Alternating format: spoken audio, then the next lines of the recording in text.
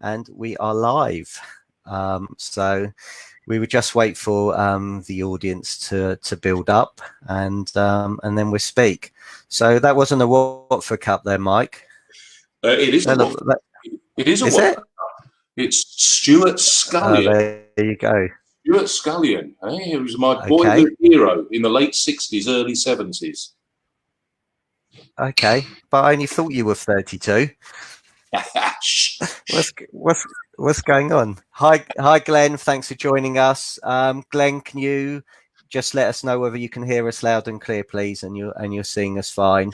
And same with everybody else. Can you just let us know that you can see us and you can hear us? Hello, Mr. Overman. Welcome. Thank you very much. Oh, Andrea from Costa del Perth. Thank you very much for joining us again.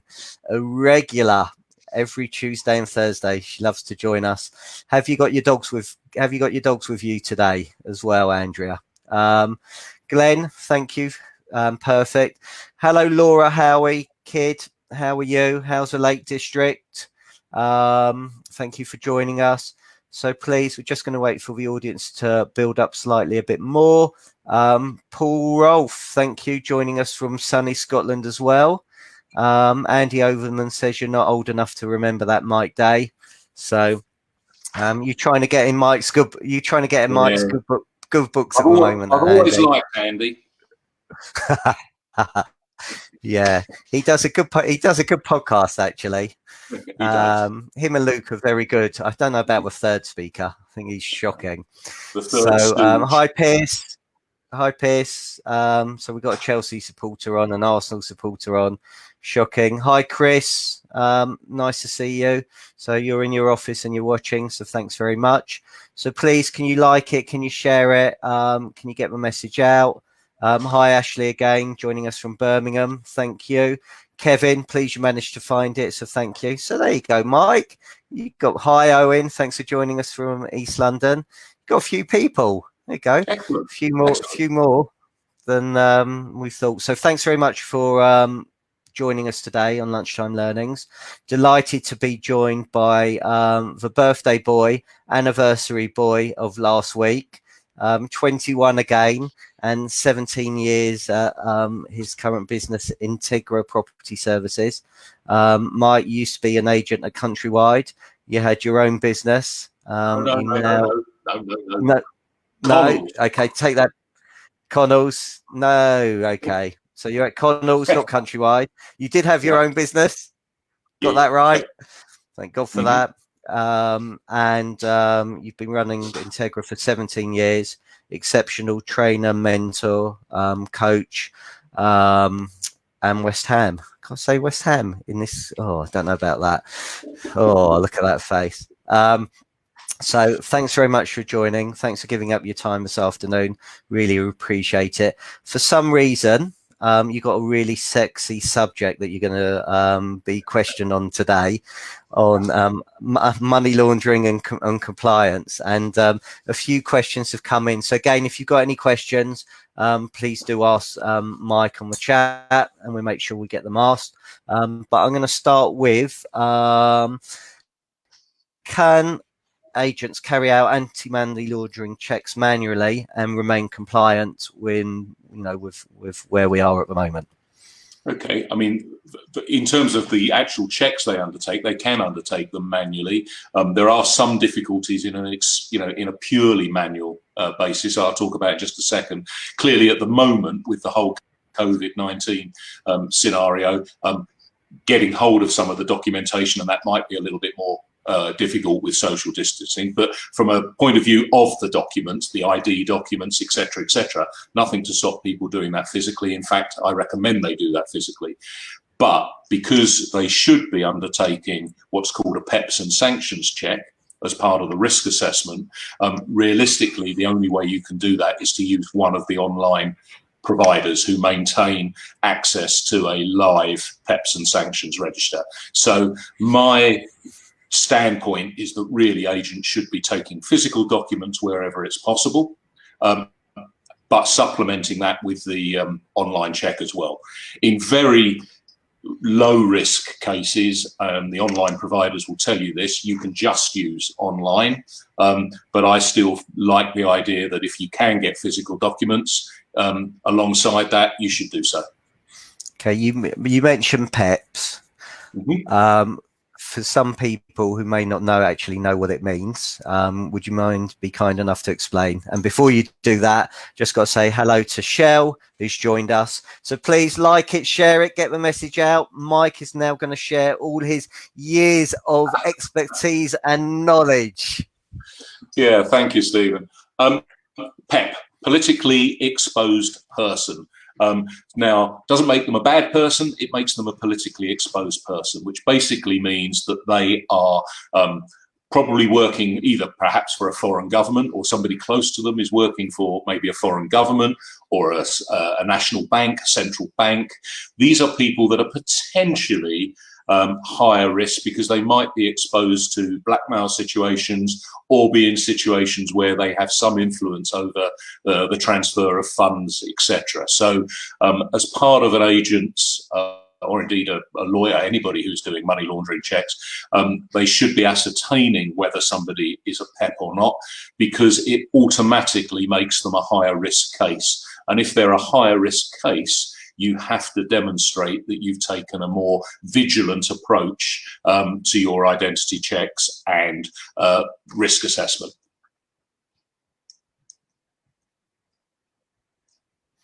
Okay, thank you.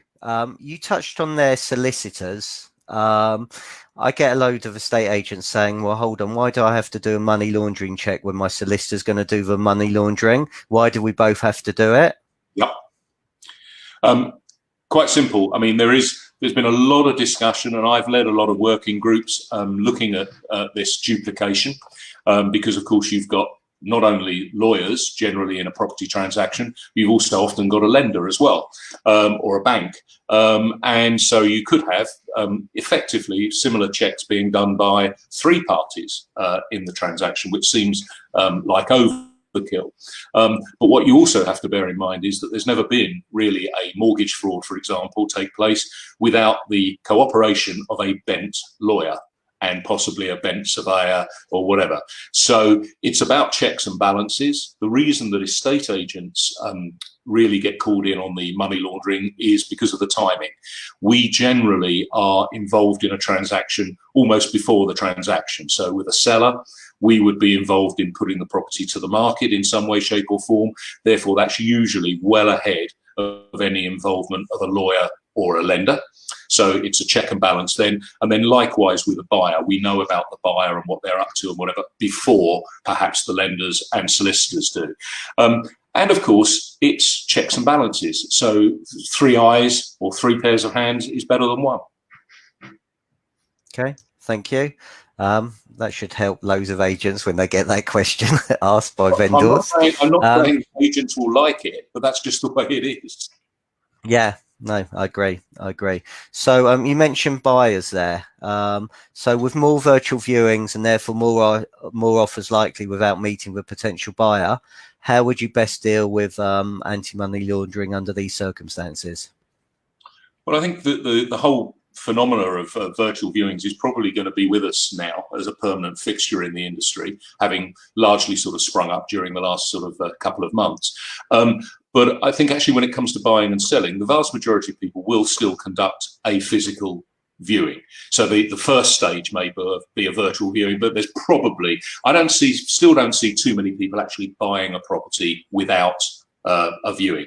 This is where obviously the online checks can help. So if your risk assessment, and this is the key because a lot of agents don't do a risk assessment, you should be undertaking a risk assessment, which isn't just about the identity of the people, but it's what they're up to. It's where their funding is coming from. Is the deal kosher, for want of a better expression? If you're a low risk case, then you're probably okay, relying on one of the, approved online providers. But wherever possible, you must get, physical documentation as well if you can. Now, of course, in theory, somebody posting you or, emailing you or scanning a document and sending it to you isn't really a valid piece of information because you haven't seen the original documents. Having said that, in the current scenario, I would take a view that that is a risk worth taking, providing everything in my risk assessment and the online checks were satisfactory. There's now systems where you can do facial recognition technology. They're not perfect, but I could scan my passport. I can do a sort of a FaceTime sort of type of selfie shot, and it'll match the two together. Of course, what that doesn't tell you is if I've got a false passport, which I've put my picture on, it doesn't tell you that it's a false passport necessarily. So, you know, none of these systems are perfect, but they are getting more and more robust. And it's really a question of being able to put your hand on your heart and say you did everything possible and you believe that it was okay. Okay, you mentioned risk assessment. Mm-hmm. What, you know, is there a particular form that people should have as in their office that they're checking, and what would be on that form, please? Yeah, I, for example, if anybody who's watching, listening, hasn't got a risk assessment and they want a copy of the form, that, you know, if they contact me, I'll happily email them an example which they can take and use. There is no set format on this, but I have a version that you know, is widely used. Basically, it's, you know, if you've done the ID checks, you've got to bear in mind that with money laundering, it's not just about the ID, it's what the people are up to. Because it may well be that it is Fred Blogs, but it's what Fred Blogs is doing that's the key. And so the risk assessment with a seller would explore, you know, is the story behind what they're doing okay? So it would ask some questions, you know, why were they moving? You know, let's say they bought the house for £1 million last year and they want to sell it in a hurry this year for £500,000. Well, I'd want an explanation on that as to make sure that it stacks up. If somebody's power of attorney, you need different documents. If they're an executor, you need different documents. And in the case of a buyer, the overriding question, of course, is where is the money coming from? So where are the funds? Lots of agents talk to me about proof of funds, which means they've taken a photocopy of a bank statement or something. But of course, there's never been a case of money laundering without money. So they can't commit a money laundering offence unless they've got the money. The question is, where did that money come from? And is it legit? So if anybody wants to contact me, I'll happily email them a copy. Okay, if you put yes in the comments and you're happy for me to pass over your email address to Mike, I would do that, and then Mike can send you what's needed. Okay, if that's okay. Andrea says, I was told that you only need to do an electronic check if you hold a client account. All we need to do as an agent is to show due diligence by getting 2 forms of ID.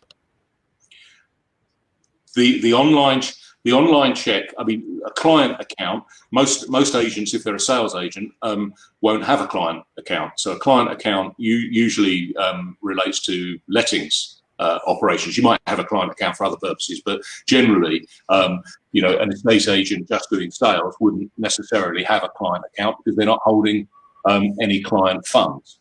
1 or 2 of the banks, Lloyd's in particular, with letting agents have been particularly awkward with what they require. But all of them come down to, are you carrying out a risk assessment and are you happy? And if you choose not to get PEPs and sanctions, what I'm saying is that you're missing part of the risk assessment because they are a higher risk case. In the vast majority of cases, getting documentation is, you know, physical documentation is absolutely fine. In some cases, just doing online is now regarded as being okay. The belt and braces, the Mike Day, make sure you stay out of the brown stuff approach is to do both. Okay, thank you. Hi, Abigail. Thanks for joining us. Hi, Rick. I appreciate you late, but thanks for joining us as well. So you got 4 people that have asked that are happy for me to give out your email address and send that to them. So thank you all for all of that. And again, please like it, share it, get the message out there, get your colleagues watching this. So you talked about actually online AML checks. Are there decent companies that, I know there's loads of decent companies and people get thrown. I mean, I see it on so many Facebook groups, you know, which AML person should I go to? Who? And I just wondered, have you got anybody that you recommend, or it's just take your chance? That's Yeah, it. I mean, you know me well, Stephen, and you know that I'm not on the payroll of anybody at all, and therefore remain completely independent in this. My view on them is that providing they are maintaining the appropriate access to live registers on things like PEPs and sanctions and everything else, it's really a commercial decision. I mean, there are probably a dozen players out there. They all do much the same things, but some have additional bells and whistles. So some are much better, for example, if you were in an environment with more overseas people perhaps involved, or indeed companies. You need obviously access to different databases, so that might be something you want to explore. I have a number of clients who operate in central London, which is clearly a more rarefied atmosphere, far higher number of foreign purchasers and vendors, and some of the online checks are not anywhere near, well, they just don't have access to the data particularly.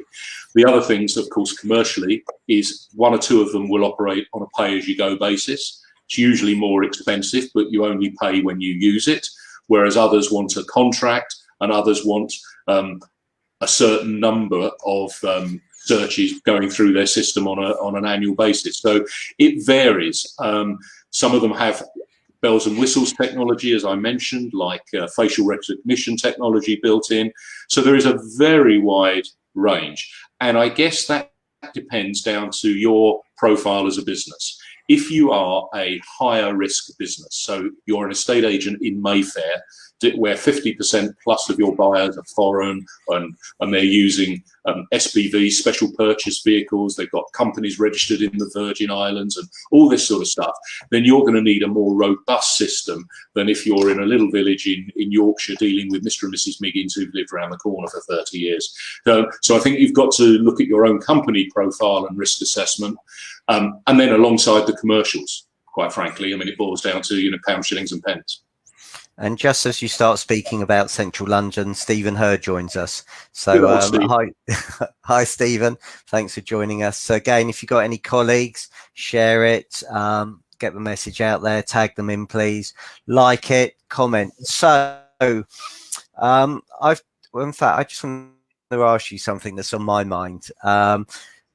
So I used to be, going back at Green and Company, the anti-money laundering officer there. In my 20 years, it was a lot of fun. In my 20 years, not one person ever came to me to raise any suspicions, because obviously they didn't want to lose any of their deals. I'm sure that happens a hell of a lot. Well, can I be blunt? What's the point? Because nobody's going to use it. Okay. Right, so I hear that view, left, right, and centre. Okay, let's be completely blunt then about why estate agents need to comply with money laundering regulations. One, it's the law of the land, and therefore we should be complying with the law of the land.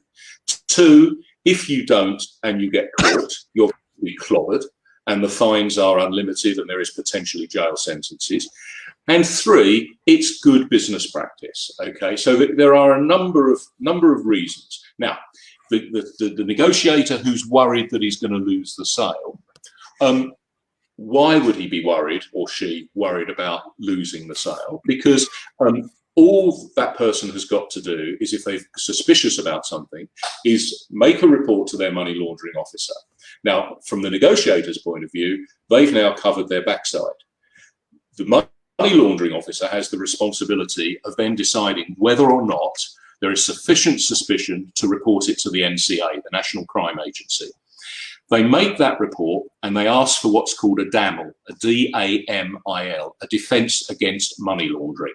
Okay, and you will get a response which will usually be carry on, fine, no problem. Okay, so it carries on. Now, you will have no idea whether the men in the black balaclavas are going to be swinging in on a helicopter at 5 o'clock in the morning or something at some point in the future, or Inland Revenue is going to be knocking on their door, or whatever it might be. Because let's be honest, most of this is tax evasion of some description.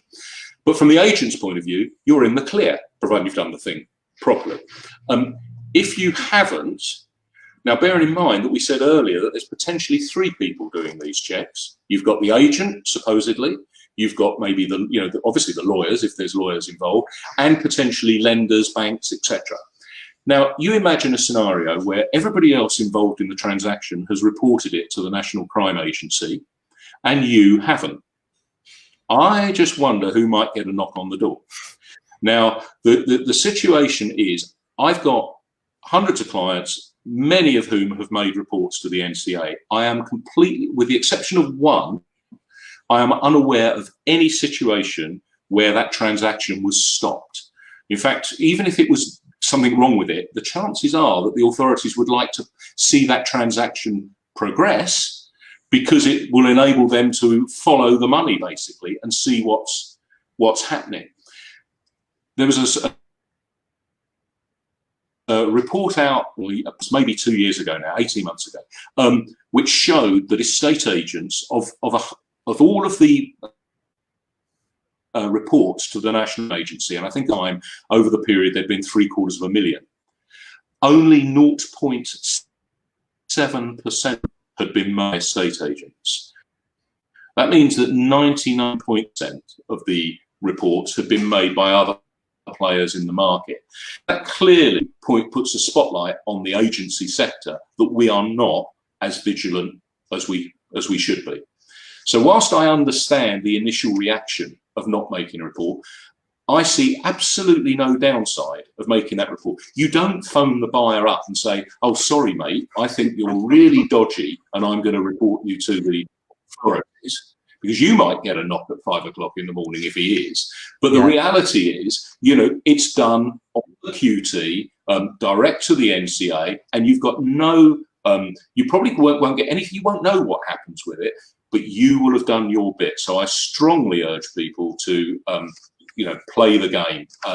And there is a risk to a business of not doing it. The whole point about getting a DAML is that if there is a money laundering offence, because you flagged your suspicion, you can't get dragged into that.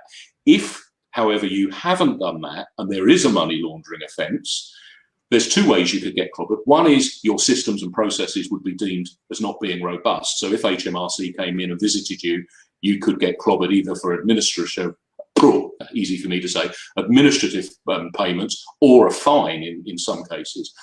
But if there was actually a money laundering offence, you could become implicated by default in that offence. And of course, that is really serious stuff. And I've got a client in London who made a report on somebody, and we're talking about a £12 million property. Now, wow. And they've got an undisclosed wealth order. The authorities put an undisclosed wealth order on this, meant the person couldn't sell it.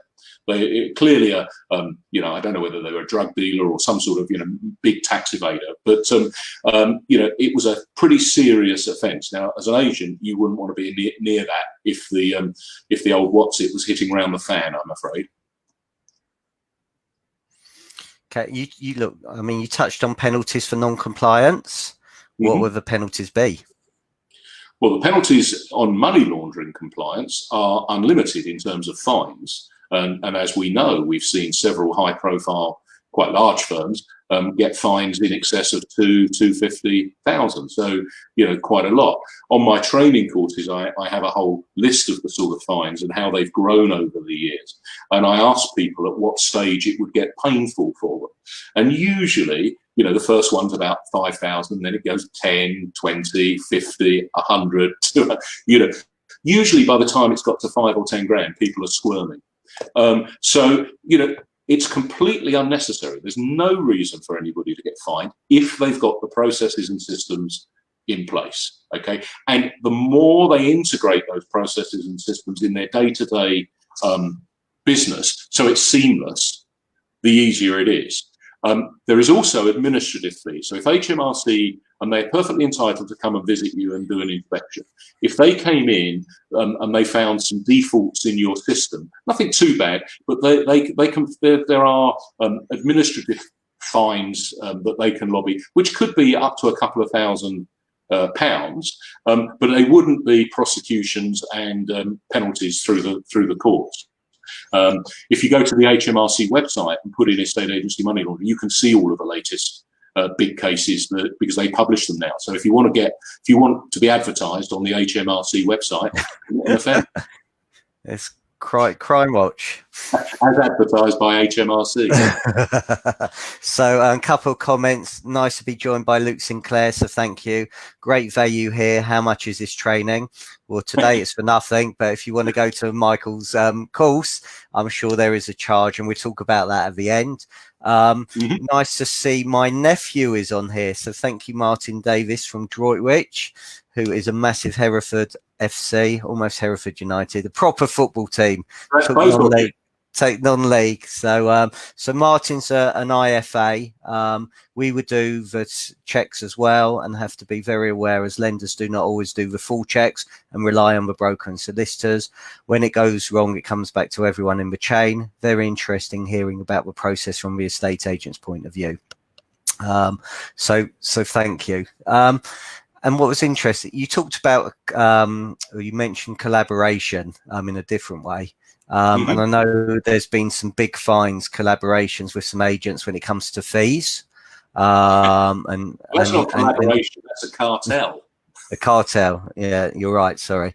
So again, is that something you think now people are going to start doing more of with what's gone on? They'll be sitting down and talking to each other about fees, and there's going to be fewer transactions.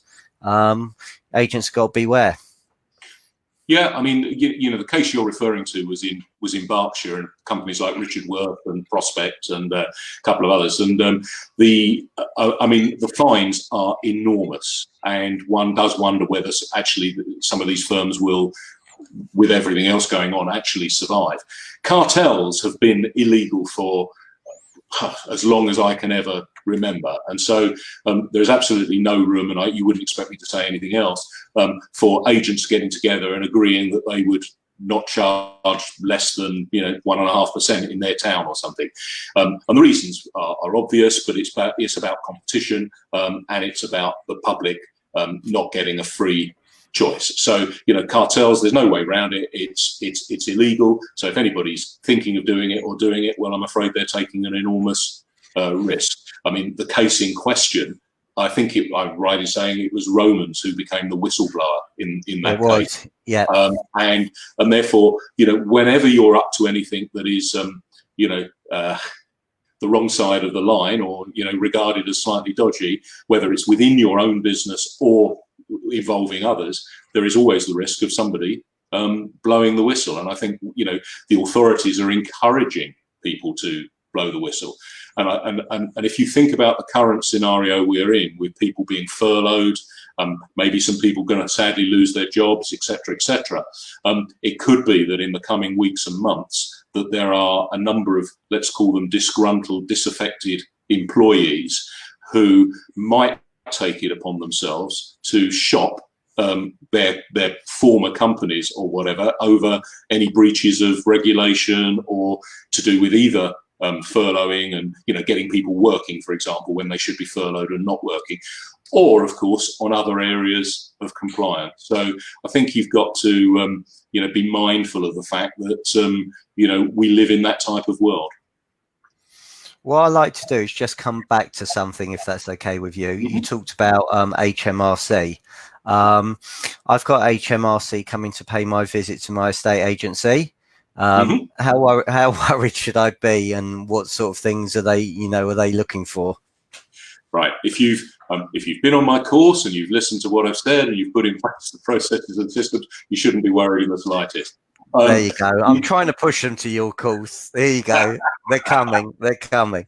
It's clearly they will come in, and they usually make an appointment. They don't have to, but I'm aware of one or two of the people that are watching or listening to this that have had visits, and generally they make an appointment. So they will normally give you a week or two's notice, and they will come in, and they will be looking for evidence of your processes and systems, so your company risk assessment, the way you do risk assessments on individual files, how you do your identity checks.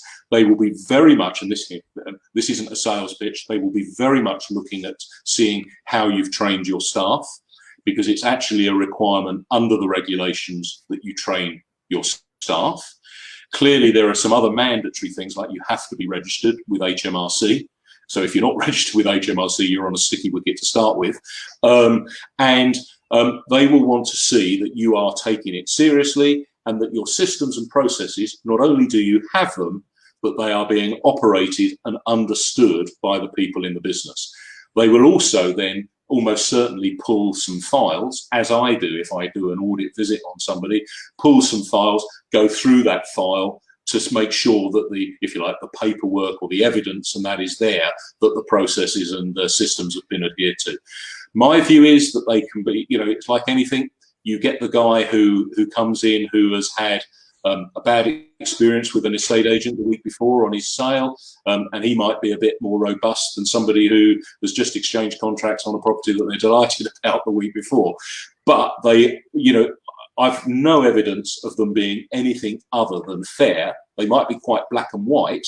And often, if they feel that your business has been doing its damnedest to comply, and your systems and processes are pretty good, but they found one or two little things, what they often do is they give you an opportunity of putting it right and arrange to come back to see that.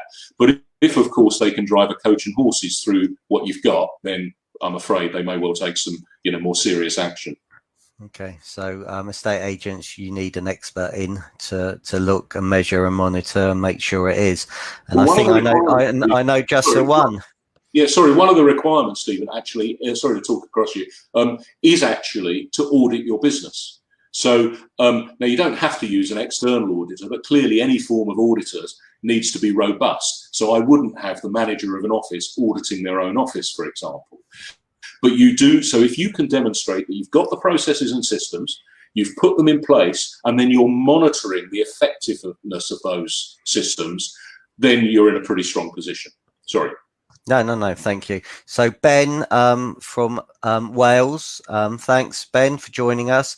It seems like there's a fine balance between agents having a good relationship with each other and trying to help each other out with, for example, introducing buyers if there's a benefit to our own agency as well, and being potentially seen as a cartel to rival businesses. Well, no, I mean, there's no problem with agents, working together. There's no problem with agents sharing commissions. I do a lot of work with agents in London who are part of Lonres, which is almost a multi-listing type platform, and there's a lot of shared business. We've seen a growth in the emergence of buying agents, where people are acting for the purchaser. So there's an agent selling and there's an agent buying. All of that's absolutely fine. The cartel element is in pre-agreeing between a bunch of agents that you're going to charge in XYZ town, you're all going to charge, 2%. And so the public isn't getting a free choice because everybody that they talk to in that town is at 2%. There's nothing to stop cooperation between agents. I guess there's an overriding thing on all legislation, consumer protection regulation in particular, and it's about, obviously, honesty, but it's about transparency. And this comes on to things like referral fees and this sort of thing, because there's nothing wrong with that. In my days at Connells, I set up their conveyancing operation. It's a huge operation, earns a fortune in effectively referral fees, etc. That's absolutely fine, providing people who are aware of it. Same way in lettings, earning money off of, EPCs or gas safety certificates, or, there's a huge opportunity looming in a month's time on electrical safety. You're not going to be able to let a property after the 1st of July unless it has an electrical safety certificate, which means an electrician's going to have to go around and do that report. Well, there's an opportunity there for agents to earn out of it, but they need to be transparent in what the deal is. So in what way, how would they need to be transparent to demonstrate that? Okay, well, if you take National Trading Standards, National Estate Agency Trading Standards view, they think that you should publish every penny on your website, have it tattooed on your backside, send it out in certificate and whatever. Now, what's that with your Watford tattoo? Yeah, next to it, in whatever format, they would like to see it plastered everywhere. Now, probably most referral fees actually take place in lettings because there are so many potential opportunities from contractors' fees and whatever. And certainly in your terms of business, because of course you're no longer able to charge fees to a tenant, well, up until June anyway, because it's the 1 year anniversary of the tenant fee ban this June. And so the 1 year transition period is just about to come to an end. So from then there'll be no charging of tenants. So it's charging landlords. So it should be in your terms of business with landlords, and it should either say the cost of this is X and we earn Y, or we earn Y and it's also whatever the cost of the item is. So we're charging, i.e. we're charging an administration charge or whatever on top. So it needs to be transparent like that. With conveyancing, which is the big one, large, and mortgages, of course, on sales, people should be aware that you're going to earn out of it before they commit to signing up with that lawyer, with that IFA or whoever. And the amount of money should be made clear. Now, sometimes that's not clear at the outset as much, maybe with a mortgage, for example. It depends on what products might be sold, procuration fees, etc. But they should be made aware at the earliest stage. They should certainly know that you're giving your business to broker A, not only because he's a good bloke or she's a good lady and you're going to get a great service, but that there is some sort of remuneration involved. Lawyers, by their own Section 15 of their own regulations, the Law Society and have to disclose the fees anyway. So it's going to get disclosed. It's about doing it at the right time before somebody gets halfway down the thing and then finds out you're earning a couple of £100 out of something. Okay, lovely. Ben's replied again. Interestingly enough here, there's been a lot of training and masterclass during this period about increasing fees. And if all the local agencies were willing to learn, all agencies' fees would be at 2%, therefore eradicating cheap fee objections and choice. Well, I think it's interesting. I'm going to use the word purple bricks here. And, the estate agency profession all sort of, we hate purple bricks, that they've driven the fees down or whatever. Well, did they? I mean, the reality is they came in with a different proposition. And my view is providing something that is legal, compliant, transparent, they can do what they like. Okay. The issue, purple bricks didn't make estate agents reduce their fees. Estate agents reduced their fees. Estate agents decided that they've only got one lever to pull. So instead of differentiating themselves, instead of making their sales offering so compelling that somebody will pay them a higher fee, they pulled the one lever they always pull, and that is to cut fees. And as we come out of COVID-19, we're going to see, I'm sure, a bit of a scramble for new business. And we may well see exactly the same thing again. And,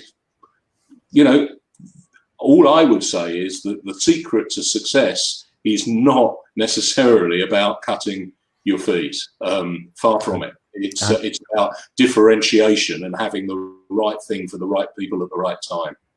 Yeah, 100%. And for me now, it's all about demonstrating how skilled you are at negotiating.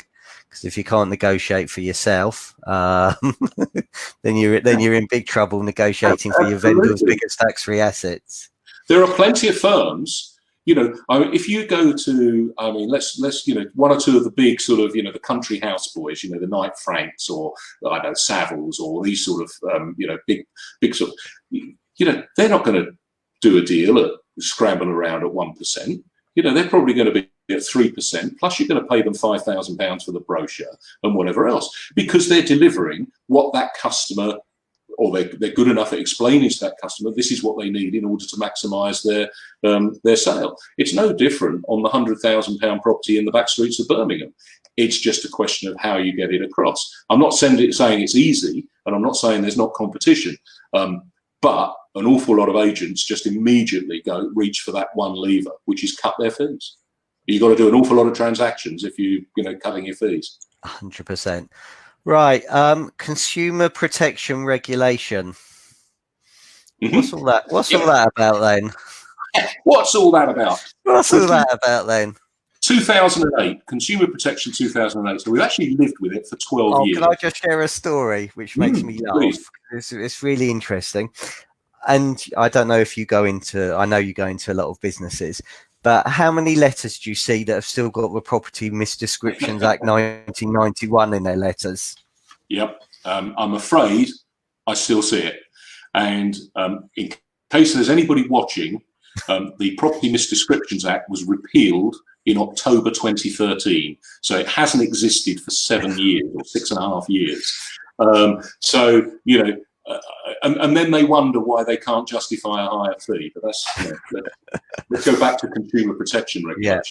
Yeah. Consumer protection regulations, as far as most elements to do with estate agency, it's about providing the customer, and so usually we're talking about the buyer or the tenant, with the right information at the right time, and about transparency again. So Property Misdescriptions Act, which we lived with, it was dated 91, it came in 93. We lived with it for 20 years. So most agents are pretty used to making sure that whatever they say is accurate. So clearly, if you tell somebody it's got gas central heating and it's oil-fired central heating, that is wrong, and you run a risk on it. The thing about consumer protection regulations from that point of view is that it not only includes what you include and say and demonstrate, but what you don't say, because misleading omissions are an offence. And this is where it gets much more difficult. So do you tell somebody about the fact that the house has been underpinned? Do you tell somebody about the fact that the property had flooded, for example? Now, if you ask the reasonable man in the street, if you were buying a house, would you want to know that the property had flooded 5 times in the last 20 years? The answer is going to be yes. Therefore, it is clearly material information and it should be disclosed. It's going to come out in the wash anyway, because if you sell it, it's going to come out through the pre-contract inquiries, etc., etc. The problem is, by that stage, invariably the buyer or the tenant has expended money on maybe a survey, solicitors, whatever. They decide not to go ahead because of it, and then they come gunning to you for compensation. So there is millions of pounds being paid out every year in ex gratia payments or ombudsman awards, because there's a lot of cases go to the ombudsman. Many less prosecutions, because generally it's sorted out between the consumer and the agent.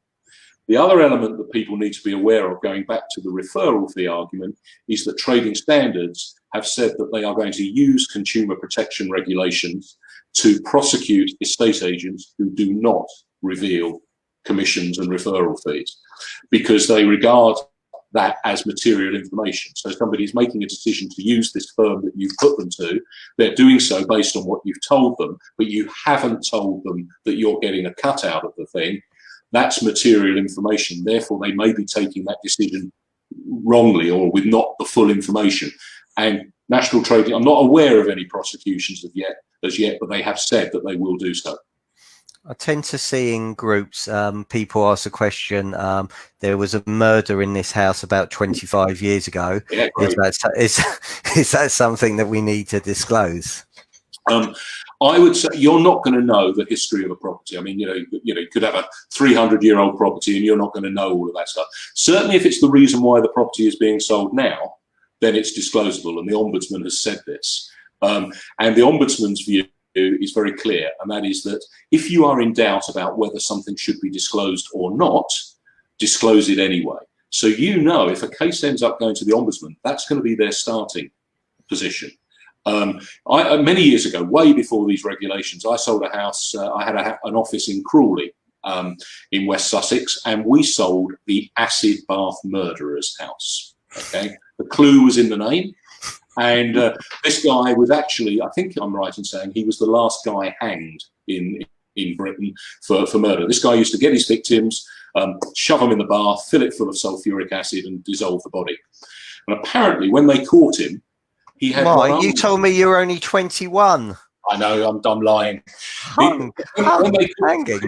When they caught him, he only had one arm because apparently he burnt it off when he pulled the plug out. I'm here all week. But the point, Dennis Nielsen, some of you might remember Dennis Nielsen, more of your age group, Stephen, and North London. I think he scored for Spurs in 1999 to beat Leicester. That was him, wasn't it? That was Alan Nielsen, who went on to have a glittering career with Watford. I'm just testing your knowledge. But Dennis Nielsen's flat, where he committed some pretty horrendous murders, he was a homosexual, used to get his victims back there, and he chopped them up and flushed the remains down the drainage system or whatever. This is great lunchtime. But that flat has sold several times. Everybody knows the property, and that flat has been sold several times since. It always sells at well below open market value of an equivalent flat, but it sells. But people know about it. And so murders, suicides, those sort of things, yeah, those are factors. There's so many possibilities that, as I say, the Ombudsman view is, if in doubt, reveal it. And the only way, of course, you're going to find out, and it's incumbent upon the agent, is to ask. So it's no good waiting to find something out. You have to actually go looking for it. So let's use a simpler example. You're going to value an apartment in a block.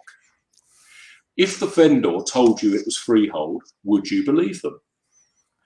Probably not. It would be, I mean, somebody's got to own the freehold, but it would be highly unlikely that it was freehold. So it's leasehold. So you need to ascertain the tenure. You need to know that it's leasehold. You need to know the length of the lease. And if I was booking a valuation on an apartment building or something, I would ask the vendor to have a copy of the lease available for me when I valued it. Most people have got one under the bed somewhere or whatever. Failing that, I would go to the land registry and I would have a look at the lease. Because there's an enormous difference in the value of a property that's got 45 years left on it or 85 years left on it. That would be seriously material, and an agent, omitting that is asking for trouble. Well, going back to my Green and Company days, I remember I didn't check the lease, and it was I put the loft was included when the council actually owned it, and I think we had to pay the surveyor pay them the survey money back. And it was very simple. If I'd gone and checked the lease, then actually read it, I would have known that was the case. So yeah, if you'd have had a PIQ, a property information questionnaire, you could have asked a question like, is there anything we need to know about that could affect a buyer's decision making? And the sort of things that happen, the commonest one is something like the loft conversion. So somebody's put a bedroom up in the loft space on a terraced house or something, but it maybe doesn't meet building regs or didn't get planning. It may not have needed planning, but it probably needed building control permission. And of course, it hasn't got it. Now, they may well be using it as a bedroom, but legally, it's not a habitable room. It's just a posh loft. The estate agent merrily describes this property now as a 4-bedroom property instead of a 3-bedroom property, immediately falls foul of the regulations, simply because they didn't ask any questions. Okay, so we've got loads of people saying, thanks, Mike, for ruining my lunch. Mark, nice to see you on here, Mark Newton. He's talking about Crippen. Nielsen was Mill Hill. Obviously knows his murderers. Andrea, I knew the sisters of Nielsen's victims that came from Perthshire. No, that's no good. Andrea, again, it surprises me that more purchasers do not do their own research before buying a property, such as Registers of Scotland, planning, listing buildings, tree preservations, etc. Just on that point, Stephen, about the buyers doing their own checks. We obviously have this thing called caveat emptor, let the buyer beware, and that's been around longer than I have, and it's all about the buyer having to find out. Now, that still exists, but it may not be dead, caveat emptor, but it is terminally ill, and there is this responsibility on the agent to reveal rather than the buyer to find out. Now, there's clearly some things that it may not be realistic for the agent to find out, but the sort of examples I've spoken spoken about, a few choice questions would find that information out. So caveat emptor still exists, but I wouldn't want to rely on it. Brilliant. Mike, you have been absolutely fantastic. So thank you so much for your time. Thank you for sharing so much. You've demonstrated that you are an expert in your field, and so for agents that are looking for somebody to either do an audit or to go on a training course to really get to grips and understand this properly, then I know no one better than your good self. So I will send you the emails for people who would like that, what you offered earlier. For everybody watching, thanks very much. And if you're watching on the replay, thanks for joining, and thanks for watching again. Please like it, share it, get your colleagues in, let them know all about it. On Thursday, I'm going to be joined at 12:30 by Kevin Ellis, who is Land and New Homes, going to talk about all things new build, development and land, and the opportunities that you've got. And David Mintz, thank you. Kerfuffle, thanks for having me on last week. Stephen Hurd, Stephen runs awesome courses. Thank you. That's very kind of you as well. Just in case it was all going to Michael. Thank you. Pierce, thanks very much. Thanks, Stephen and Michael. Very useful session. David Mintz, well done, fellas. Andrea, very interesting. Glad I'm tuned in today. Thank you. Ben Tate, thanks, both of you. Mark Newton, awesome. So everybody, enjoy your lunch. I hope it tastes not too acidic, as somebody put in the post. Jimmy, nice to see you. Bet you're back on the golf course now, hitting a few birdies and eagles. Shell, thank you as well. Stephen, you met Michael as well. What? I don't believe that. Chris, thanks very much. Have a good afternoon. Paul Rolfe, I may speak to you in half an hour or so. Thank you, everybody. Appreciate your time. Mike Day, you've been absolutely amazing. If people want to get hold of you as well, I know you run loads of money laundering compliance courses. How can they find out about them, please? Yeah, they can contact me via the website. I'm not a shy, I'm not hiding my light, behind a bushel anywhere. So you should be able to find me without too much difficulty. Brilliant. Thanks very much, everyone. Have a great, productive afternoon. Cheers. Bye-bye. Cheers.